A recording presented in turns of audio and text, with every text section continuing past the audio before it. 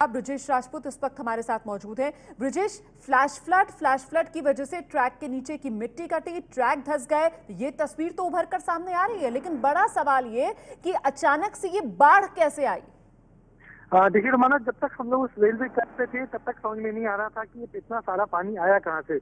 मगर जब railway track से बाहर हम जब गांव की तरफ निकले तो पता लगा उस गांव में रात में पूरा गांव आधा आधा डूबा हुआ था बुरी तरह से, क्योंकि अचानक जो शाम से जो बारिश होनी शुरू हुई थी, दोपहर से शाम से होते होते बहुत तेज हो गई और 9 बजे तक उस पूरे गांव में बाढ़ आ गई थी। और ये बाढ़ का सारा पानी ये माचक नदी और उसके जो एक दो सहायक नदियां और जो आस पड़ोस के नाले हैं बिल्कुल लबालब भर गए और ये सारा बाढ़ का पानी तेजी से बहता हुआ पहले गांव में घुसा और गांव से घुसने के बाद फिर सारे लोगों को मकानों को ढहाता हुआ रेलवे ट्रैक पे पहुंचा। और रेलवे ट्रैक के पास जितना जो नीचे का बेस था, जो बड़ी सी पुलिया थी जहां से जो ये दोनों ट्रेनें गुजरी थी, उनके नीचे का पूरा रेलवे ट्रैक बहा दिया।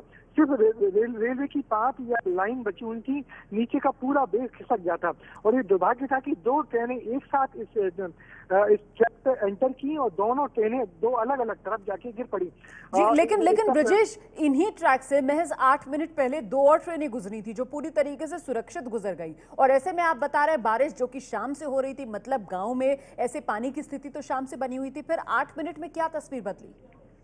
यही समझने की कोशिश की जा रही है कि इतने तेज बाढ़ आखिर आई कहाँ से। गांव के चारों तरफ के खेत बुरी तरह डूबे हुए थे और गांव में पानी घुसा हुआ था। और अब हम जब गांव उन खेतों में जा रहे हैं, उस ट्रैक पे जा रहे हैं, तो यहाँ बिल्कुल पानी नहीं है। सारा पानी बह के न जाने कहाँ गायब हो गया है।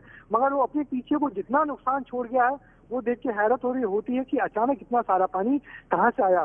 मौसम विभाग का कहना है कि ये सारा पानी तेज बारिश की वजह से हुआ है। दरअसल कल रात से इस पूरे इलाके में, खासकर मालवा का इलाका जो है, इंदौर, उज्जैन, देवास और इन इलाकों में एकदम अचानक तेज बारिश हुई है।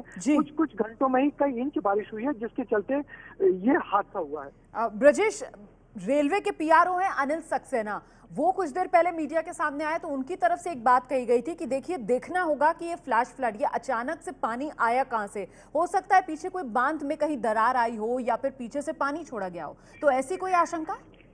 देखिए, इस पूरे इलाके में जो सबसे बड़ा बांध है वो इंदिरा सागर बांध है। और ये इंदिरा सागर बांध का पिछवाड़ा यानी कि कैचमेंट एरिया में ये रेलवे ट्रैक और ये गांव पड़ता है। सारा कुछ रेलवे जो बांध के पीछे की तरफ, बांध का पानी यदि छोड़ा जाएगा तो इस गांव में और इस ट्रैक में नहीं आएगा, वो आगे को बह जाएगा। और छोटे छोटे यहाँ पे जो बहुत स्टॉप डैम है जिनकी बात की जा रही है, मगर उन स्टॉप डैम में इतना पानी नहीं आता कि अचानक पानी छोड़ा जाए, उससे पानी छोड़ा जाए और पूरा पानी बह के गाँव में आ जाए, गाँव में बाढ़ की स्थिति पैदा कर दे और इतने बड़े रेलवे ट्रैक को उखाड़ के ले जाए। तो अभी समझने की बात है कि ये पानी आया कहाँ से।